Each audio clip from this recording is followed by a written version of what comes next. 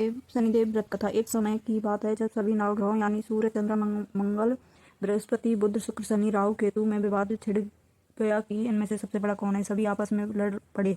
तभी सारे देव इंद्र के पास पहुंचे। इंद्रदेव घबराए हुए निर्णय करने में अपनी असमर्थता जताई, लेकिन उन्होंने सुनवाई लिए राजा विक्रमादित्य का नाम बताया। कहा वो इस समय पृथ्वी पर अति न्यायप्रिय है, आपकी मदद वही कर सकते हैं।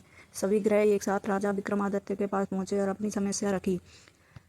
राजा विक्रमादित्य संकट में आ गए, क्योंकि वो जानते थे कि जिस किसी को भी छोटा घोषित किया तो वो क्रोध हो उठेगा। तब राजा ने एक उपाय बताया।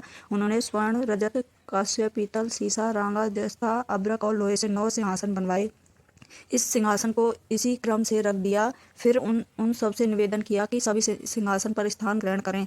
इनमें से जो अंतिम सिंहासन पर बैठेगा वही सबसे छोटा माना जाएगा। लोहे का सिंहासन सबसे बाद में होने के कारण शनिदेव उसी पर बैठ गए। तभी से वो सबसे छोटे कहलाने लगे। शनिदेव को लगा कि राजा ने जानबूझकर ऐसे चाल चला है। वह गुस्से में राजा से बोले, राजा तू मुझे नहीं जानता। सूर्य एक राशि में 1 महीना, चंद्रमा 2.25 महीने 2 दिन, मंगल 1.5 महीने, बृहस्पति 13 महीने और बुध शुक्र 1 महीने विचरण करते हैं, लेकिन मैं 2.5 से 7.5 साल तक एक ही राशि में रहता हूँ। मैंने बड़ों का विनाश किया है। जब श्री राम की 7.5 आई तो उन्हें वनवास हो गया। रावण के घड़ी में तो उसकी लंका का विनाश की सेना ने हरा दिया।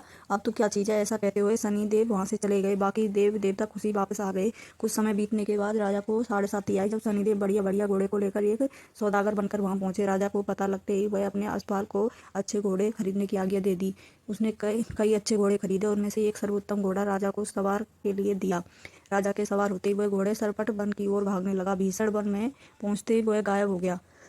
उसके बाद राजा घंघोर जंगल में बिल्कुल अकेला भूखा प्यासा भटकता रहा। तब एक गांव वाले ने उसे पानी पिलाया। राजा प्रसन्न हुए। उसने अपनी अंगूठी दे दी। उसके बाद राजा नगर की ओर चल पड़ा। वहाँ अपनी नाम उज्जैन निवासी बीमा बताया। उस नगर में एक सेठ की दुकान पर उसने कुछ देर आराम किया। भाग्यवश उस दिन सेठ की खूब बिक्री थी, तो सेठ खुश होकर अपने घर लेकर गए। राजा को खाना खिलाया।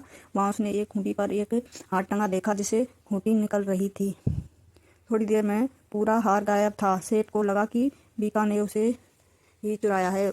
उसने बीका को कोतवाल के पास पकड़ा दिया। फिर वहाँ के राजा ने बीका को चोर समझा। उसके हाथ पैर कटवा कर नगर के बाहर फेंकवा दिए। वहाँ से एक तेली गुजर रहा था। उसने देख दया आई। उसने बीका को अपनी गाड़ी में बैठाया। उसके बाद उस राजा की शनि दशा समाप्त हुई। वर्षा ऋतु होने पर राजा मल्हार गीत गाने लगा। राजा के राग सुनकर उस नगर की राजकुमारी मन भावनी को उसका गाना पसंद आया। उसने प्रण कर लिया कि वह उसी राग वाले से विवाह करेगी। राजकुमारी ने अपनी दासी को राग गाने वाले को ढूंढने भेजा।